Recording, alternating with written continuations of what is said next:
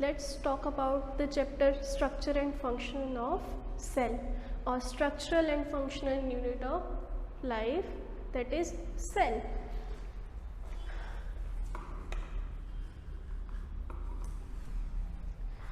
सो बच्चों, जब भी आप अपने आसपास देखते होंगे, आपने देखा होगा कि आप बहुत सारे नॉन लिविंग थिंग्स को देखते हैं और बहुत सारे लिविंग थिंग्स को देखते हैं, तो आपके माइंड में एक क्वेश्चन ज़रूर आता होगा कि ये लिविंग थिंग्स लिविंग क्यों हैं, किस तरह से, इनमें क्या ऐसा डिफरेंस है कि ये लिविंग है, नॉन लिविंग से अलग है।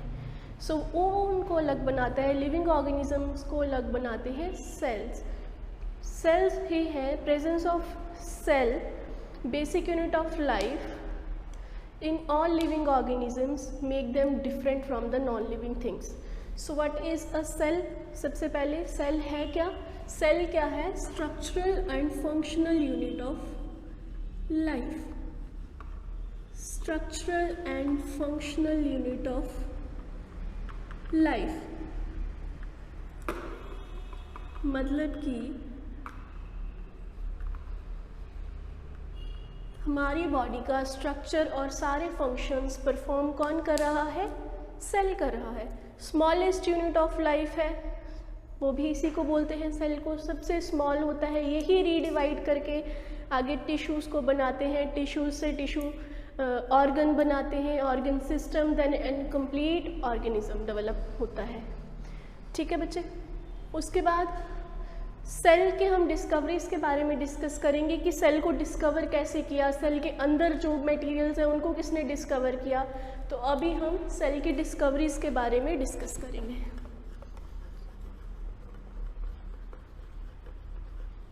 Discoveries of cell. सेल को डिस्कवर किया रॉबर्ट हुक ने। रॉबर्ट हुक in 1665, ठीक है जी। डिस्कवर्ड किया in dead bark of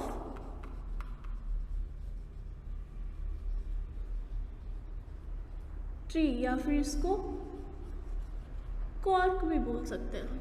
cork में उन्होंने डिस्कवर किया था इसको। उन्होंने जब इस सेल को देखा, सबसे पहले बार्क ऑफ ट्री में उन्होंने प्रिमिटिव माइक्रोस्कोप यूज़ करके देखा था, तो उन्हें ऐसे सेल के छोटे छोटे कंपार्टमेंट्स नज़र आए थे। इस तरह से कोई कंपार्टमेंट्स उनको नज़र आए थे, जिन्होंने उनको नाम दे दिया, ऐसे लिटिल कंपार्टमेंट्स उनको नज़र आए थे, जिनको उन्होंने नाम दे दिया सेलुला। सेलुला एंड ये सब सेल के बारे में उन्होंने डिस्कस किया।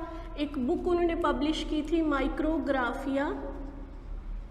उसके अंदर माइक्रोग्राफिया उन्होंने बुक पब्लिश की थी। उसके अंदर उन्होंने ये सेल की जो भी उन्होंने स्टडी किया प्रिमिटिव माइक्रोस्कोप में, उसमें उन्होंने अपनी डिस्कवरी दी थी सेल की, और सारा कुछ उसमें उन्होंने बताया था। उन्होंने कैसे हनीकॉम्ब लाइक स्ट्रक्चर्स देखे, लिटिल कंपार्टमेंट्स जिनको बोलते हैं, और सेलुला उसको नाम दे दिया। ठीक है जी।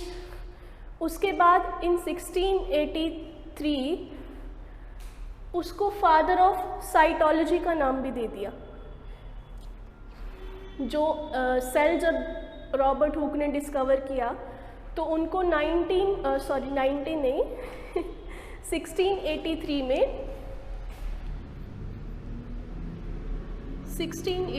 में फादर ऑफ साइटोलॉजी कंसीडर कर दिया। लेकिन अब ये साइटोलॉजी क्या है? साइटोलॉजी होती है वो branch of science that deals with the study of cells. Okay, science that deals with the study of sales.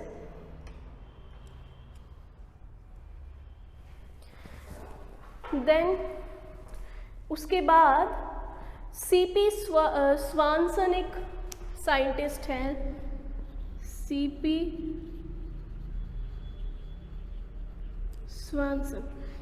स्वानसन को मॉडर्न वर्ड में सीपी स्वानसन को फादर ऑफ साइटोलॉजी बोला जाता है। एज आई डिस्क्राइब्ड अर्लियर कि साइटोलॉजी क्या होती है, the science which deals with the study of cell and its functions.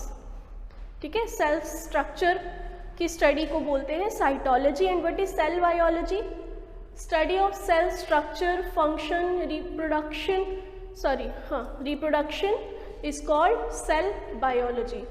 तो दो फील्ड्स हैं, साइटोलॉजी एंड सेल बायोलॉजी, दोनों ही डिफरेंट हैं सेल से रिलेटेड ही, लेकिन एक में सिर्फ स्ट्रक्चर को डिस्कस करते हैं साइटोलॉजी में, और सेल बायोलॉजी में उसमें सेल का स्ट्रक्चर कैसा है, वो कैसे फंक्शन करता है और कैसे ही वो रिप्रोड्यूस करता है, मतलब सेल कैसे डिवाइड करता है। ठीक है, cell division basically cell biology में आता है वो। उसके बाद रॉबर्ट ब्राउन एक साइंटिस्ट हैं जिन्होंने सेल के अंदर न्यूक्लियस को डिस्कवर किया। रॉबर्ट ब्राउन ने सेल के अंदर न्यूक्लियस को डिस्कवर किया।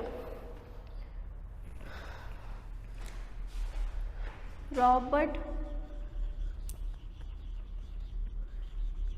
Brown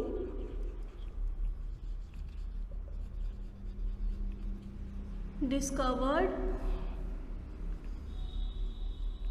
nucleus. उसके बाद सेल को डिस्कवर कर दिया रॉबर्ट हुक ने, उसके बाद न्यूक्लियस को डिस्कवर किया रॉबर्ट ब्राउन ने। देन आफ्टर साइंटिस्ट है रॉबर्ट ब्राउन ने न्यूक्लियस डिस्कवर किया। उसके बाद रुडोल्फ वर्च्यू ने क्या कहा कि सेल्स जो हैं डिवाइड करते हैं और न्यू सेल्स को फॉर्म करते हैं। ठीक है जी, मतलब कि सेल्स क्या करते हैं, डिवाइड होके न्यू सेल्स को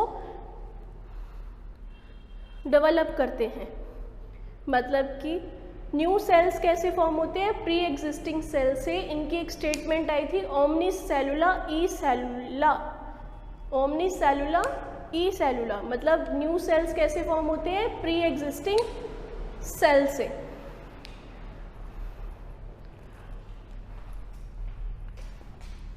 सेल के अंदर प्रोटोप्लाज्म परकिंजे ने, I hope you all know this, but if you don't, अब आपको पता लग जाएगा, अब आपको लर्न हो जाएगा ये Purkinje discovered protoplasm. Is it clear to you all? Purkinje discovered protoplasm. उसके बाद दो साइंटिस्ट थे,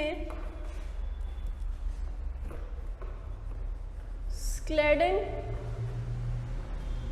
एंड स्क्वान। स्क्लेडन जो थे ये बॉटनिस्ट थे, जर्मन बॉटनिस्ट, एंड स्क्वान जो थे ये ब्रिटिश जोलॉजिस्ट थे। स्क्लेडन बॉटनिस्ट थे और ये जोलॉजिस्ट थे। इन्होंने 1839 में सेल थ्योरी दी थी। सेल थ्योरी दी थी। सेल थ्योरी में क्या था, all living organisms are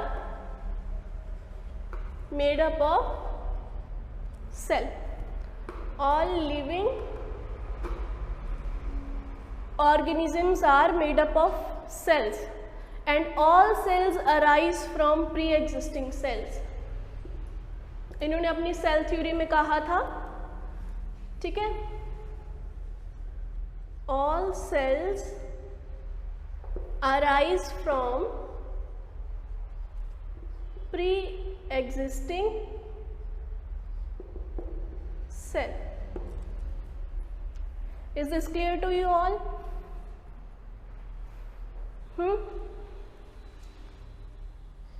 clear है? Okay, let's move forward. अभी हम सेल के स्ट्रक्चर को डिस्कस करेंगे थोड़ा सा। सेल का स्ट्रक्चर कैसा होता है उसको डिस्कस करेंगे।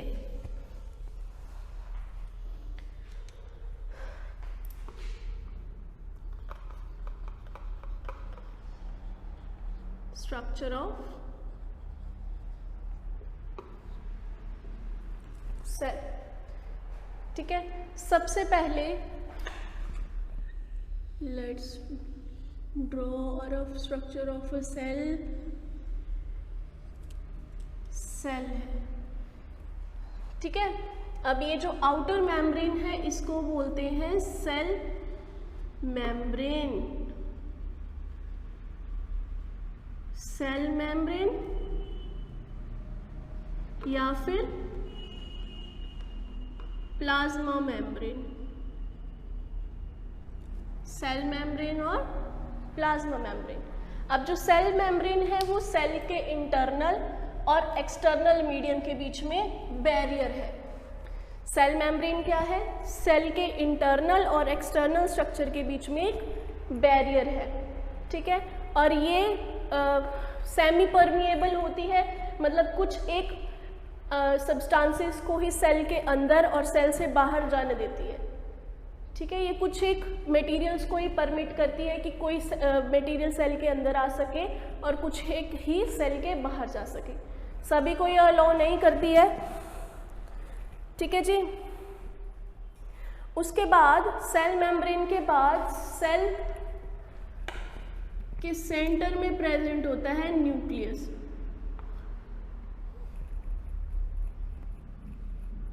न्यूक्लियस जिसको control house of the cell भी बोलते हैं, ब्रेन ऑफ द सेल भी बोलते हैं, कंट्रोल हाउस ऑफ सेल या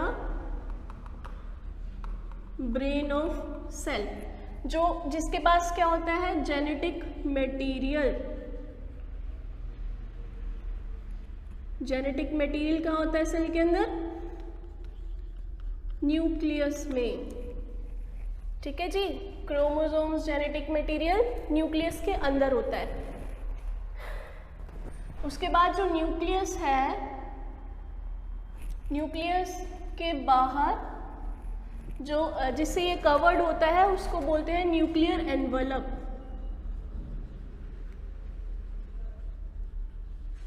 न्यूक्लियर एनवेलप। देन आफ्टर जो इसमें लिविंग फ्लूइड है उसको बोलते हैं न्यूक्लियो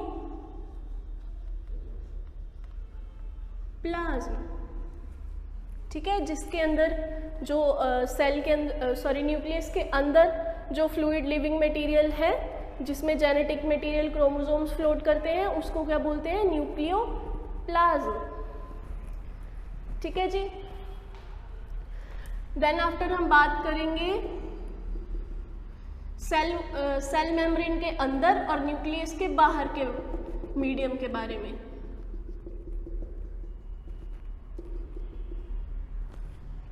जिसको बोलते हैं प्रोटोप्लाज्म और साइटोप्लाज्म। अब साइटोप्लाज्म को एक और नाम देते हैं arena of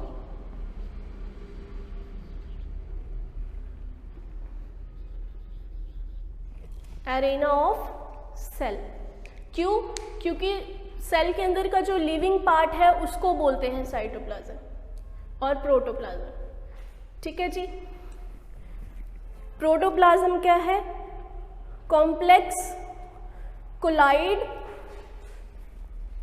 complex colloidal structure है। प्रोटोप्लाज्म क्या है?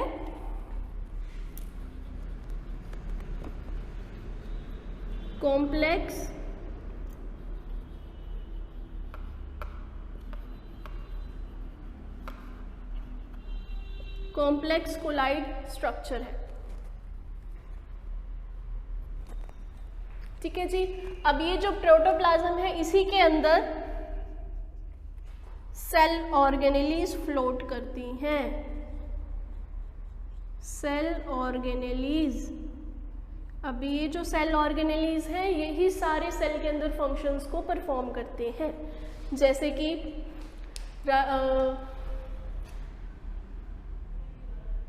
एंडोप्लाज्मिक रेटिकुलम, गोल्जी बॉडीज, ठीक है।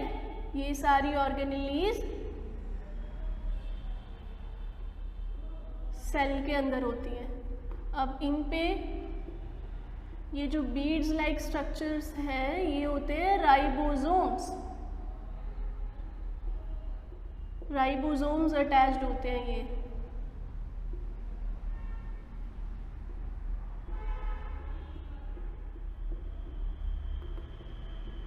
Beads like structures are called. So ये है सबसे पहले एंडोप्लाज्मिक रेटिकुलम। दो टाइप्स की होती है ये, rough endoplasmic reticulum and smooth endoplasmic reticulum. इसके ऊपर ये बीड्स लाइक स्ट्रक्चर जो है इनको हम बोलते हैं राइबोसोम्स, जो प्रोटीन फैक्ट्रीज होते हैं। ये अलग से ऑर्गेनेलीज भी प्रेजेंट होती हैं।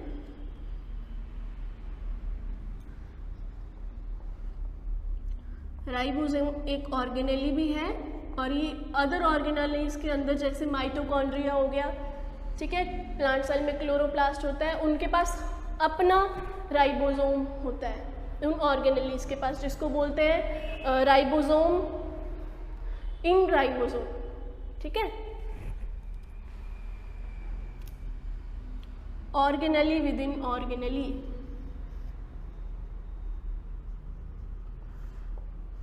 माइटोकॉन्ड्रिया होगा इसके अंदर, ठीक है जी। माइटोकॉन्ड्रिया हो गया, यहाँ पे गोल्जी बॉडीज या गोल्जी कॉम्प्लेक्स, ठीक है जी। राइबोसोम्स, लाइसोसोम्स होंगे ऐसे कहीं,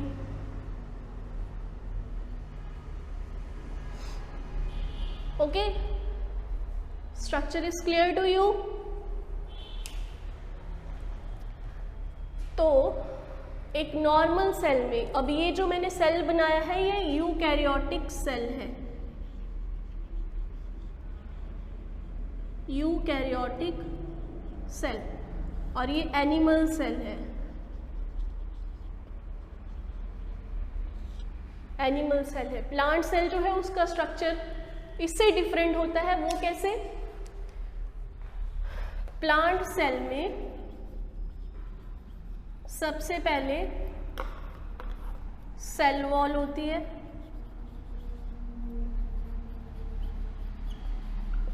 सेल वॉल प्रेजेंट होती है।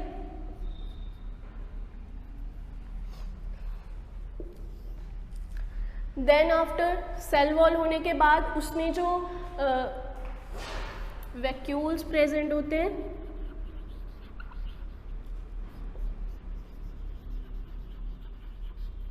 क्लोरोप्लास्ट होता है, ठीक है। ये प्लांट और एनिमल सेल में डिफरेंसेस हैं। ये सारी ऑर्गेनेलीज प्लांट और एनिमल्स में डबल मेम्ब्रेन, डबल बाउंडेड होती हैं, ये डबल मेम्ब्रेन बाउंडेड ऑर्गेनेलीज होती हैं, क्लियर है। अब सेल वॉल सिर्फ प्लांट सेल में होती है, वैक्यूल्स सिर्फ प्लांट सेल में होते हैं, एनिमल सेल में भी होते हैं लेकिन वो बहुत छोटे साइज के होते हैं या फिर होते ही नहीं है, ठीक है। और क्लोरोप्लास्ट जो पिगमेंट ग्रीन मतलब कलर प्रोवाइड करता है प्लांट को, वो क्लोरोप्लास्ट प्रेजेंट होती है ऑर्गेनेली, ठीक है। उसके बाद सेंट्रियोल्स, इसमें सेंट्रियोल्स भी होते हैं जो सेल डिवीजन में हेल्पफुल होती है, लेकिन प्लांट सेल में सेंट्रियोल्स वेल डेवलप नहीं होते, वेल डेवलप नहीं होते सेंट्रियोल्स, ओके।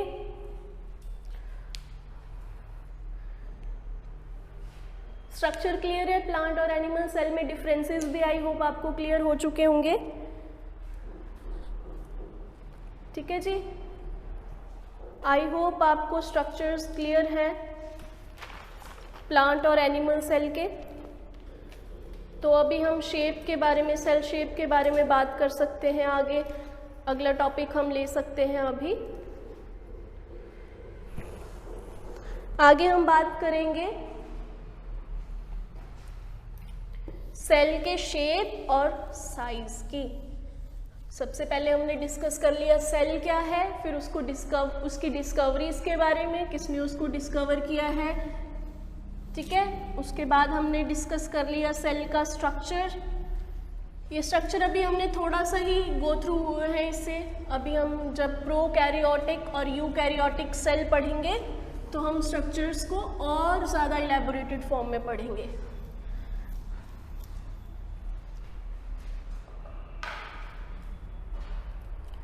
क्लियर है। अभी हम बात करेंगे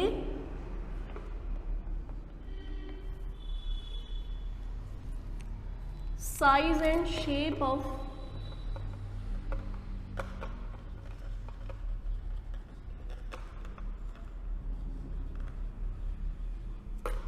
size and shape of cell. अभी हम बात कर रहे हैं size and shape of cell, जिसमें हम सेल के साइज की बात करेंगे। सबसे स्मॉलेस्ट यूनिट होती है उसकी मेजरमेंट की सेल की, नैनोमीटर।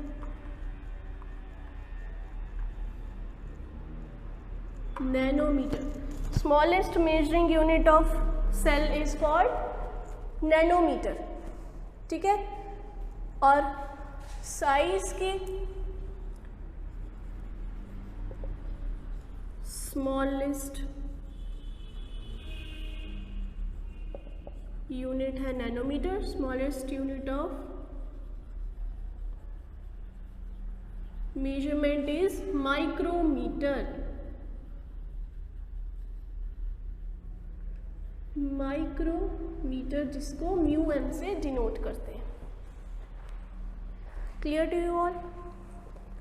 उसके बाद स्मॉलेस्ट सेल जो है, स्मॉलेस्ट सेल है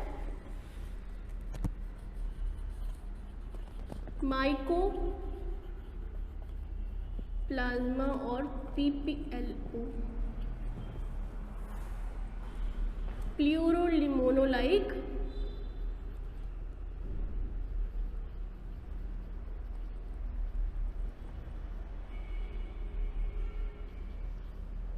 organisms.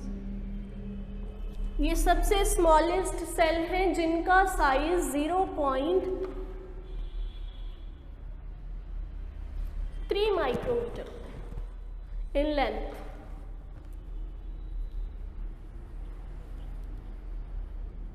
Is it clear to you. सबसे स्मॉलेस्ट सेल कौन सा है, माइकोप्लाज्म, ठीक है, जिसको पीपीएलओ भी बोलते हैं, प्लूरोनिमोनोलाइक ऑर्गेनिजम्स।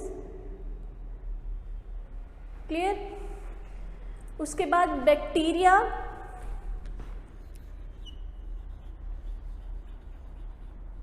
बैक्टीरियल सेल, ये भी स्मॉलेस्ट है। इसका साइज वेरी करता है 3 to 5 micrometer,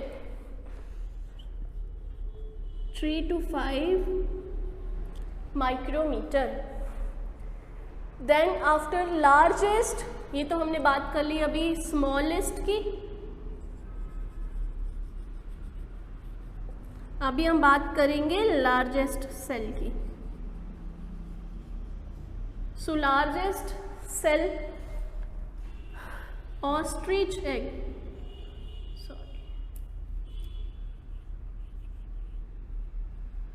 ostrich egg or ovum cell is the largest cell, about 15 centimeter तक बड़ा होता है। 15 सेंटीमीटर तक ये बड़ा होता है। Largest one cell living organism कौन सा है, एसिटेबुलेरिया।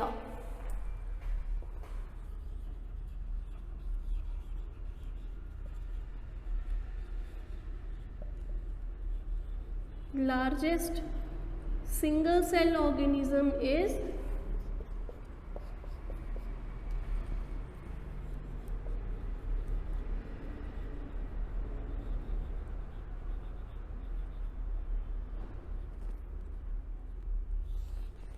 Acetabular about 10 centimeter long. Acetabular क्या है? ये ग्रीन एल्गी है जिसको अम्ब्रेला प्लांट भी बोलते हैं। अबाउट 10 सेंटीमीटर लॉन्ग होता है, सिंगल सेल्ड ऑर्गेनिज्म है क्या ये? ग्रीन कलर्ड बैक्टीरिया है जिसको अम्ब्रेला प्लांट भी बोलते हैं। अम्ब्रेला प्लांट क्योंकि इसकी शेप अम्ब्रेला जैसी होती है। Umbrella plant, umbrella plant.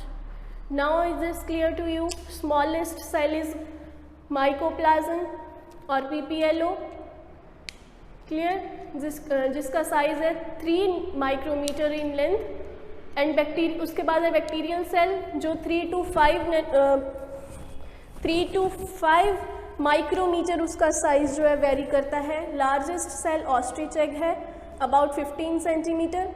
And largest single cell organism है एसिटैब्युलेरिया। इम्पॉर्टेंट है ये from examination point of view. And green coloured acetabularia green coloured bacteria है जिसको अम्ब्रेला प्लांट भी बोलते हैं। अबाउट 10 सेंटीमीटर इसकी लेंथ होती है। ठीक है, उसके बाद आरबीसीज जो हैं वो 7 माइक्रोमीटर के डायमीटर के होते हैं।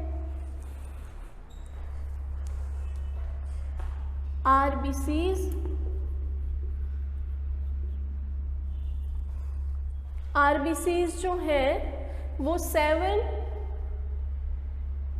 माइक्रोमीटर तक के डायमीटर के होते हैं। ठीक है, उसके बाद लॉन्गेस्ट सेल ह्यूमन बॉडी का कौन सा होता है? Longest cell is nerve cell. Nerve cell जिसको न्यूरॉन भी बोलते हैं। न्यूरॉन, नर्व सेल और neuron is the longest cell. Largest is ovum egg. ठीक है, अब उसके बाद अभी हमने ये साइज के बारे में, सेल साइज के बारे में बात कर ली। अभी हम शेप्स के बारे में डिस्कस करेंगे। सेल की शेप्स कैसी होती हैं? अभी हमने साइज के बारे में डिस्कस किया है ये, अभी हम शेप्स को डिस्कस करेंगे।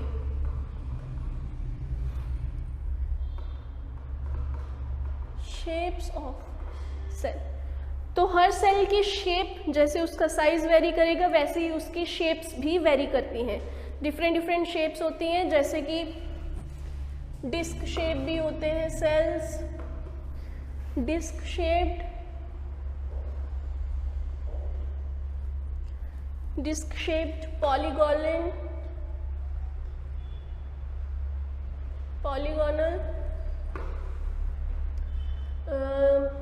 Biconcave, elongated. ठीक है, इरेगुलर शेप के।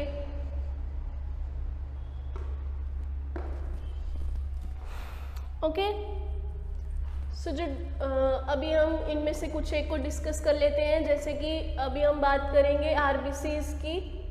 सर्कुलर होते सर्कुलर हैं लेकिन फ्लैट होते हैं। फ्लैट सर्कुलर, ताकि ये ब्लड वेसल से मूव कर सकें इजीली, कैपिलरीज से बाहर निकल सकें। क्लियर है? उसके बाद सेल्स हैं यहाँ पे इलोंगेटेड, स्प्लीन के सेल्स,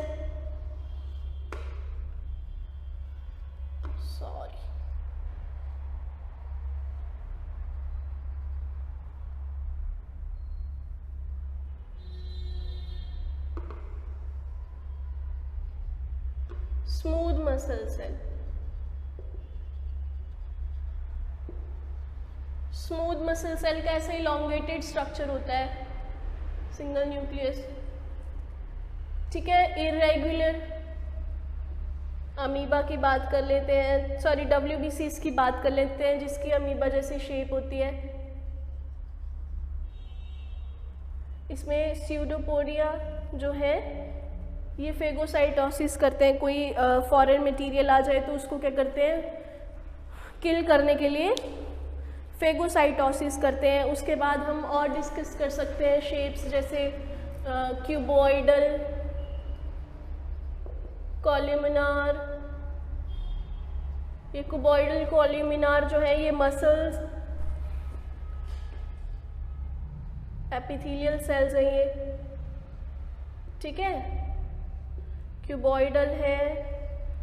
उसके बाद अनदर टाइप है उसकी कॉल्यूमिनार, ऐसे बड़े बड़े कॉलम्स जैसे होते हैं ये सेल्स, ठीक है, सपोर्ट प्रोवाइड करते हैं सेल को और स्टोरेज में हेल्प करते हैं। और उसके बाद एक टर्म आती है eutely, eutely. And what is that यूटेली?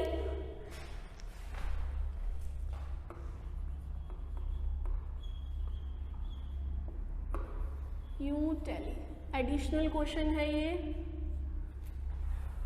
For your knowledge window. Eutely क्या होती है? एस्कैरिस नीमाटोड है एक, ठीक है, एस्कैरिस नीमाटोड है एक। उसमें उसकी बॉडी में कितने नंबर सेल के नंबर होंगे, ठीक है, उसकी बॉडी कितने सेल से बनी होगी और उसके ईच पार्ट बॉडी पार्ट में कितने सेल्स होंगे, वो उसका नंबर फिक्स्ड होता है, ठीक है। इन एस्कैरिस जो नीमाटोड है, number of cell in body and each part of body, number of cell in body and each part of body is fixed, okay, that is called eutely. Eutely क्या है? number of cells in body and each part of body is fixed, that is called as यूटेली। तो अभी हमने discuss कर लिया यहाँ पे cell का शेप, साइज, ठीक है। सबसे पहले हमने डिस्कस किया व्हाट इज सेल, उसके बाद डिस्कवरीज, फिर हमने जनरल उसका स्ट्रक्चर, फिर सेल के size and shape, different smallest largest cell हमने देख लिया एग्जामिनेशन पॉइंट ऑफ व्यू से, बहुत इंपॉर्टेंट क्वेश्चंस हैं ये, and competitive level of questions हैं ये, कॉम्पिटिटिव लेवल के भी ये इंपॉर्टेंट क्वेश्चंस हैं। अभी हम डिस्कस करेंगे प्रोकैरियोटिक सेल को। प्रोकैरियोटिक एंड यूकैरियोटिक सेल क्या होते हैं उनको डिस्कस कर लेते हैं। आई होप आपको सब ये क्या लग रहे होंगे, इजी लग रहे होंगे टॉपिक सब।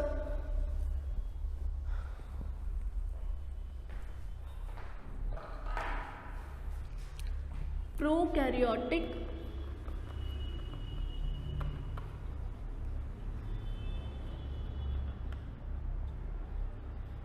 Prokaryotic cell. So prokaryotic cell जो है ना बच्चे, इसको प्रिमिटिव सेल भी बोलते हैं। प्रोकैरियोटिक सेल को प्रिमिटिव सेल भी बोलते हैं, ठीक है। जो सबसे पहले पाए जाने वाले सेल्स थे वो कौन से थे? Prokaryotic cells. एंड ये sales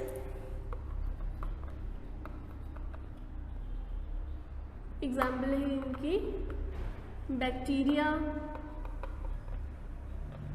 blue green algae and PPLO, जो हमने अभी स्मॉलेस्ट सेल डिस्कस किया है ना। स्मॉलेस्ट सेल कौन सा था? PPLO, माइकोप्लाज्म, ठीक है, वो वाले सेल्स, उनको PPLO भी बोलते हैं। नाउ जो प्रोकैरियोटिक सेल्स हैं इनके हम फीचर्स को डिस्कस करेंगे। Generally smaller and multiply more rapidly. Generally ये स्मॉल साइज के होते हैं,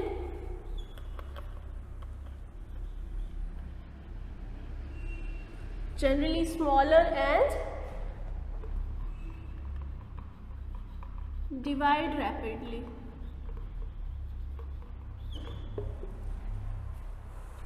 उसके बाद एक्सेप्ट, जैसे हमने सेल का स्ट्रक्चर डिस्कस किया था ना कि सबसे पहले जो प्लांट सेल्स हैं उनमें जैसे सेल वॉल है, एनिमल सेल में सेल वॉल नहीं है। ये जो बैक्टीरियाज है इनमें ऑल सेल्स, जितने भी सेल्स हैं उनके पास cell wall have cell wall, लेकिन एक एक्सेप्शन है। And what is that exception? PPLO। ये प्लूरोनिमोनोलाइक ऑर्गेनिजम्स हैं और इनके पास माइकोप्लाज्म्स जो हैं इनके पास सेल वॉल नहीं है, ठीक है। उसके बाद इनमें भी वैसा ही सेम है, फ्लूइड फिल्ड। जो फ्लूइड सेल के अंदर फिल्ड है वो उसको बोलते हैं साइटोप्लाज्म।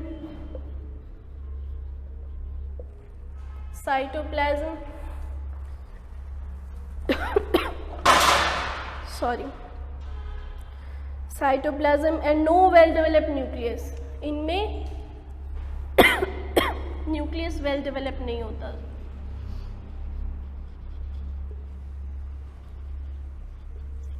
इन पॉइंट्स को नोट आउट कर लीजिए। प्रोकैरियोटिक के बाद हम यूकैरियोटिक सेल को डिस्कस करेंगे। उनमें ये डिफरेंसेस कई बार पूछ लिए जाते हैं पेपर में, तो हमें ये पता होना चाहिए कि प्रोकैरियोटिक और यूकैरियोटिक में डिफरेंसेस क्या हैं। तो अभी मैं यहीं पे साथ साथ आपको करवा दूंगी प्रोकैरियोटिक और यूकैरियोटिक में डिफरेंसेस। इन पॉइंट्स को नोट कर लीजिए जिससे आपको ये इजी लगेगा। Nucleus is not well developed.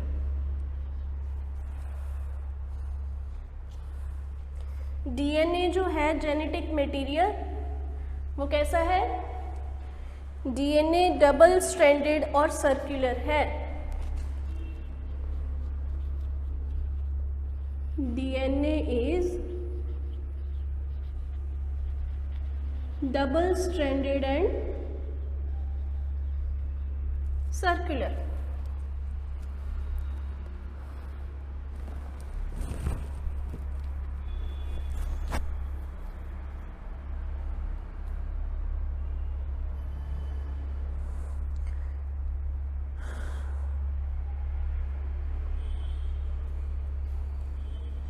उसके बाद जो प्रोकैरियोट्स होते हैं उनके पास इंक्लूजन्स होते हैं, सेल इंक्लूजन्स।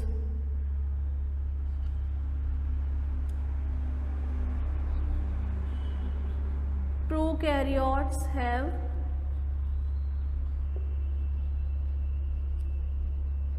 सेल इंक्लूजन्स, जो कि यूकैरियोट्स के पास नहीं होते हैं। ठीक है जी। इसमें प्लाज्मिड्स भी होते हैं। And what is that plasmids? Many bacteria have small circular DNA outside genomic. अब जीनोमिक डीएनए के बाहर एक और स्मॉल सर्कुलर डीएनए होता है। जो स्मॉलर डीएनए होते हैं उनको बोलते हैं plasmids.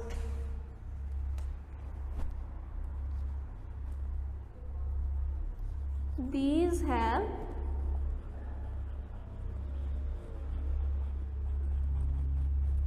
plasmids. Is this clear to you all? अभी इसके बाद हम सेल एनवेलप की बात करेंगे और उसकी मॉडिफिकेशंस, मतलब ये सेल जो है वो कैसा है स्ट्रक्चर में और उसकी modifications. Cell envelope, prokaryotic cell envelope and its modifications.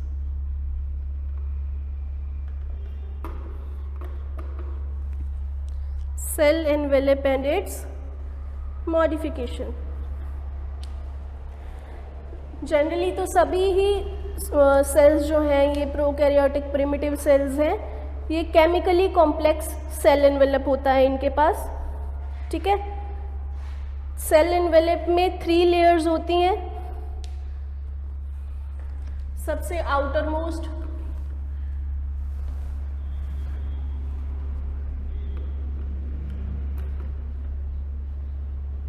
layers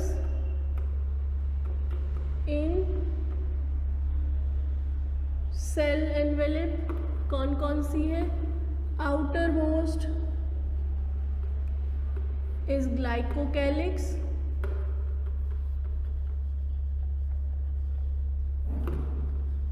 second one is cell wall, third one is cell membrane। अब ये इतनी मेम्ब्रेन्स होने का इसको फ़ायदा ये होता है कि जो जैसे बैक्टीरिया का सेल है,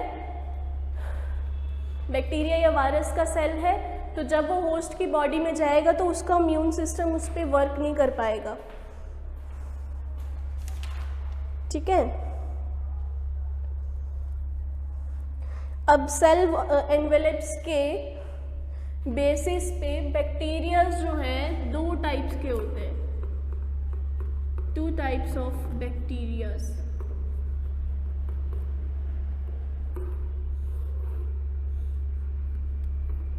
एक साइंटिस्ट थे ग्रैम वेज,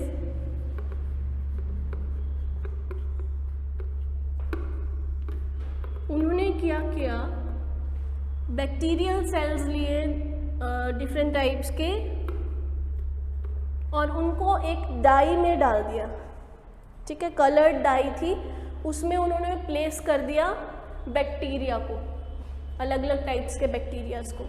अब दो टाइप्स के अलग बैक्टीरियाज थे, जिनमें से एक ने वो कलर, एक टाइप के बैक्टीरिया ने जो डाई का कलर था उसको ले लिया, मतलब उसको क्या कर लिया, ऑब्टेन कर लिया। अब एक जो टाइप, दूसरी जो टाइप थी बैक्टीरियाज की, उन्होंने उस डाई के कलर को डिटेन कर लिया, एक ने रिटेन कर लिया, एक ने डिटेन कर लिया। अब जिन्होंने रिटेन्स डाई, जिसने डाई रिटेन की वो बन गए ग्राम पॉजिटिव, उनको नाम दे दिया ग्राम पॉजिटिव बैक्टीरियाज। एंड जो डिटेन करते हैं डाइज को, मतलब वो कलर नहीं एब्जॉर्ब कर पाते, उनको बोल दिया gram negative bacterias. Clear to you all? I hope आपको क्लियर है ये अब, gram positive gram negative.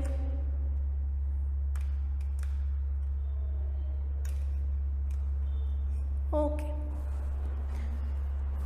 Let's move forward.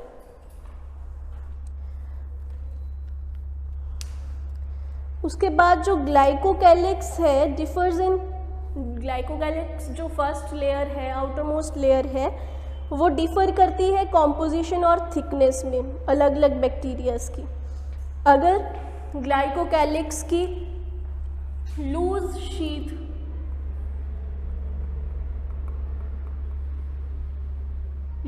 Sheet है तो उसको हम बोलते हैं स्लाइम लेयर। अगर ये लूज शीट है तो उसको हम बोलेंगे स्लाइम लेयर, स्लाइम लेयर। अगर ग्लाइकोकैलिक्स जो है लूज है तो उसको हम बोलते हैं स्लाइम लेयर। अगर ये सॉलिड लेयर है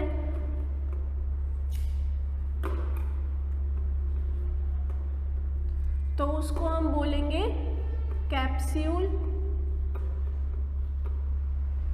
ठीक है, अगर लूज शीट है तो उसको हम बोलते हैं स्लाइम लेयर। अगर ये सॉलिड लेयर है, मतलब थिक और टफ है, तो उसको बोलते हैं कैप्सूल। अब ये जो कैप्सूल है, मतलब जब ये बहुत हार्ड होगा तो होस्ट के इम्यून सिस्टम पे वर्क करना बहुत डिफ़िकल्ट हो जाएगा। ठीक है, उसके बाद प्रोकैरियोट्स जैसे कि cyanobacteria, there are other membranous extensions जिनको क्रोमैटोफोर्स बोलते हैं, विच कंटेन पिगमेंट्स। जो साइटोप्लाज्म है,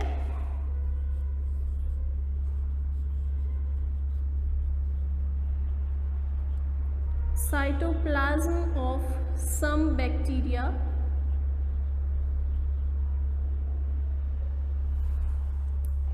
possess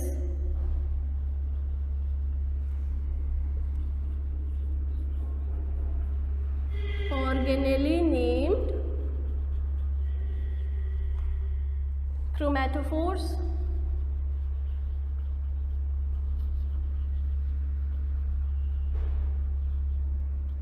अब ये जो क्रोमेटोफोर्स हैं ये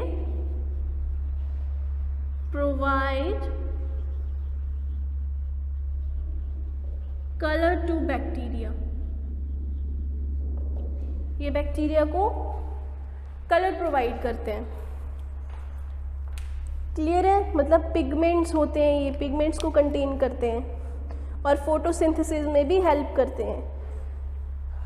ठीक है, जैसे कि ब्लू ग्रीन एल्गी है। ब्लू ग्रीन एल्गी क्या है?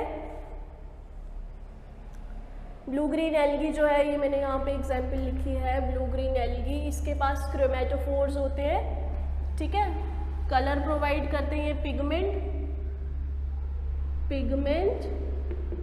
सेकेंडली ये फोटोसिंथेसिस में भी हेल्प करते हैं, फोटोसिंथेसिस में भी ये हेल्प करते हैं। देन आफ्टर इनके पास फ्लैजेला होता है मूव करने के लिए बैक्टीरियाज के पास। They have flagella. ठीक है, फ्लैजेला के 3 पार्ट्स होते हैं। जो फ्लैजेला है वो उसको लोकोमोट करने में हेल्प करता है, जिसके 3 पार्ट्स हैं filament, hook and basal body. Filament, hook and basal body.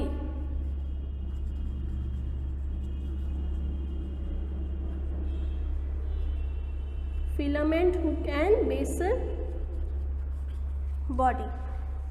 So अभी हमने पॉइंट्स डिस्कस किए सेल एनवेलप के।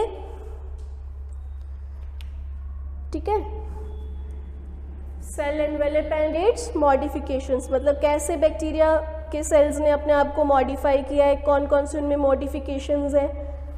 जैसे सबसे पहले हमने डिस्कस किया कि सेल एनवेलप जो है 3 लेयर्स से बना है। आउटर मोस्ट ग्लाइकोकैलिक्स है, वो भी मॉडिफाइड है। अगर वो लूज शीथ का है तो स्लाइम लेयर बोलते हैं उसको। अगर वो थिक और टफ सॉलिड लेयर है तो वो कैप्सूल बोलते हैं उसको।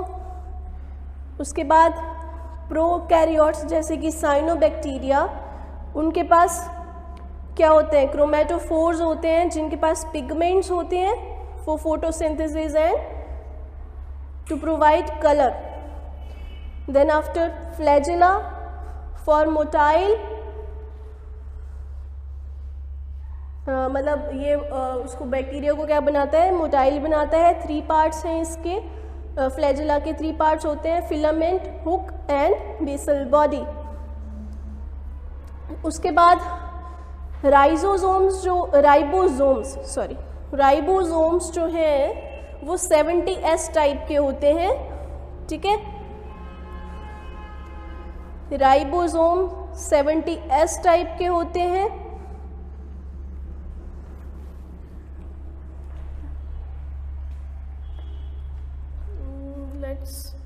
ये लिख लेते हैं।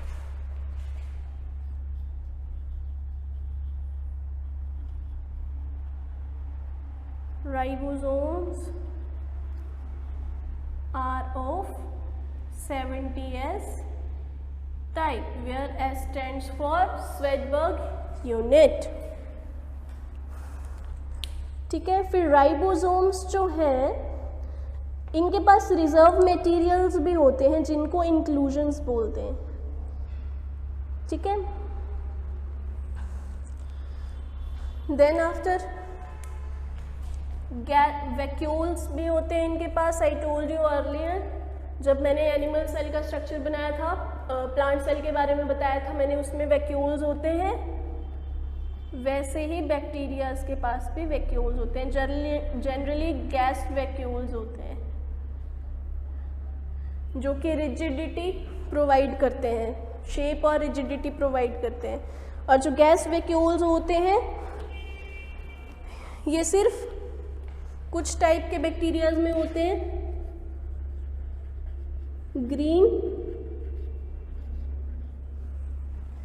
ग्रीन पर्पल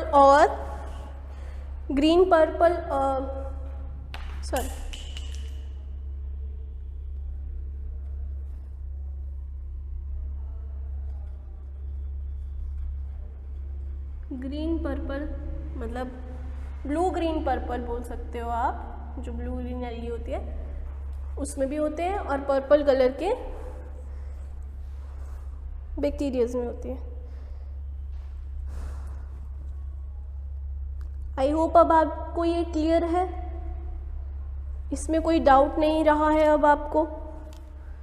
तो हमने अभी तक क्या क्या डिस्कस किया है? अभी तक हमने डिस्कस किया है व्हाट इज़ अ सेल, है ना। सेल के बाद हमने क्या डिस्कस किया है? सेल को किसने डिस्कवर किया, सेल का स्ट्रक्चर कैसा है, उसकी शेप कैसी है, ठीक है। फिर हमने प्रोकैरियोटिक सेल को डिस्कस किया। प्रोकैरियोटिक सेल जो है क्या है, वो प्रिमिटिव सेल है। थोड़ा सा हम इसको रिवीजन दे लेते हैं। प्रोकैरियोटिक सेल जो है, प्रिमिटिव सेल भी इसको बोलते हैं। इसमें आते हैं bacteria, blue green algae and pleuropneumonia like organisms, जिनको माइकोप्लाज्म भी बोलते हैं। जनरली ये स्मॉलर होते हैं और ये जल्दी जल्दी क्या करते हैं, डिवाइड करते हैं। सभी सेल्स के पास सेल वॉल होती है। एक्सेप्शंस इसमें हैं पीपीएलओ और माइकोप्लाज्म्स।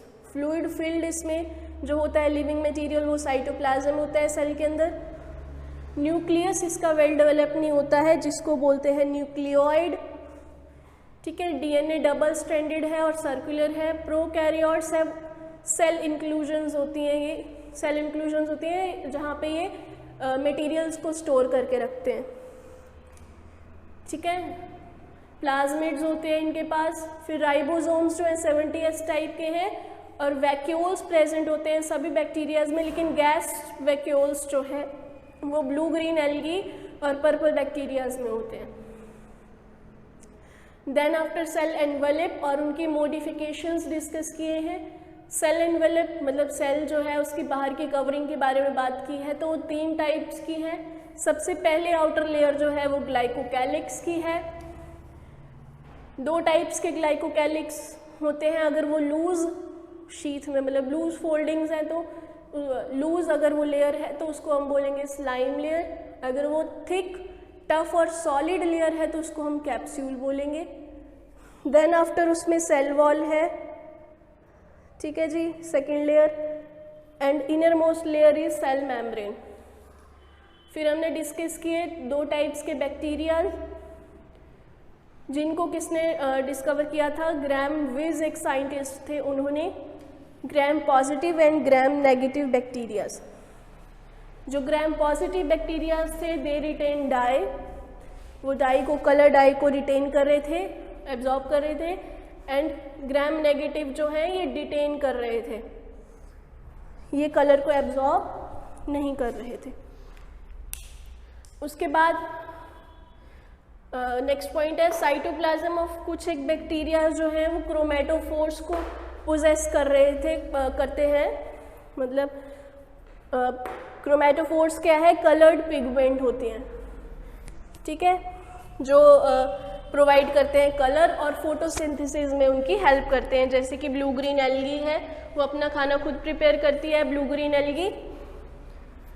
फिर इनके पास फ्लैजिला है मूवमेंट के लिए, ठीक है, जिसके 3 पार्ट्स हैं, filament, hook and basal body.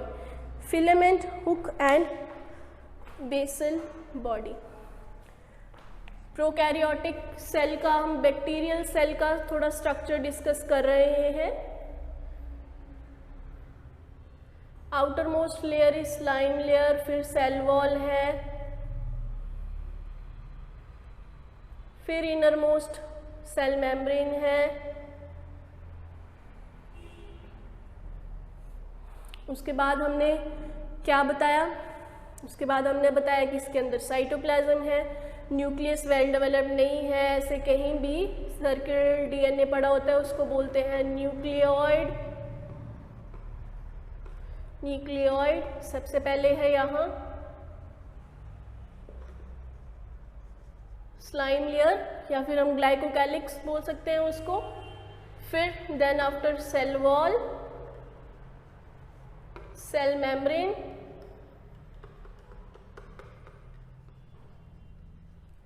Nucleus नहीं है लेकिन न्यूक्लियोइड है जो डीएनए आरएनए को क्या करता है, पोजेस करता है। उसके बाद इसका साइटोप्लाज्म जो लिविंग पार्ट है, इसमें सारी ऑर्गेनेलीज होती हैं, ठीक है। प्लाज्मिड्स हैं कहीं, क्रोमेटोफोर्स है, माइटोकॉन्ड्रिया होगा,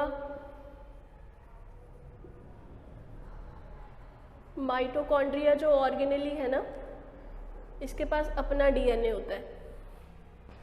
जैसे एक सेल के पास डीएनए होता है, वैसे ही ऑर्गेनेली है, इसके पास अपना डीएनए होता है, जिसको power of house of the cell भी बोलते हैं। लेटर हम पढ़ेंगे आगे। उसके बाद हाँ, फ्लैजिला तो बनाया ही नहीं, इसके पास मोटाइल एक फ्लैजिला भी होता है जो इसकी मूवमेंट में हेल्प करता है। पॉइंटेड इसका एंड होता है, हुक है, फिलामेंट है और बेसल बॉडी। 3 पार्ट्स हमने डिस्कस किए इसके फ्लैजिला के, hook, filament and basal body, ठीक है जी। वैक्यूल्स प्रेजेंट होते हैं इसमें, कुछ यहाँ पे स्टोर्ड फूड भी होगा इसके पास, ठीक है। फैट मॉलिक्यूल्स भी होंगे, ऐसा कुछ स्ट्रक्चर होता है बैक्टीरियल सेल का। ज़्यादा क्लियर नहीं है लेकिन जितना बना पाई मैंने बना दिया अभी जल्दी जल्दी में, ठीक है। आई होप आपको ये स्ट्रक्चर थोड़ा सा क्लियर है, इसमें कोई डिफ़िकल्टी नहीं है, आपको विजिबल है बोर्ड अच्छे से।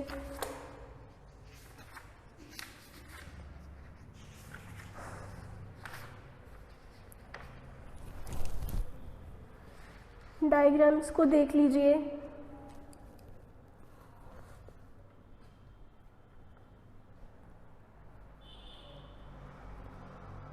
इसका साइज जो है मैंने आपको पहले बताया कैसे वेरी करता है। इसका size 3 to 10 micrometre. Is this clear to you all? Okay, तो लेट्स एंड दिस सेशन। अभी हम इस सेशन को यहीं ओवर कर रहे हैं। नेक्स्ट लेक्चर में हम बात करेंगे प्रोकैरियोटिक यूकैरियोटिक सेल की, एंड फर्दर आगे ऑर्गेनेलीज के बारे में हम डिस्कस करेंगे। Till then take care and good bye.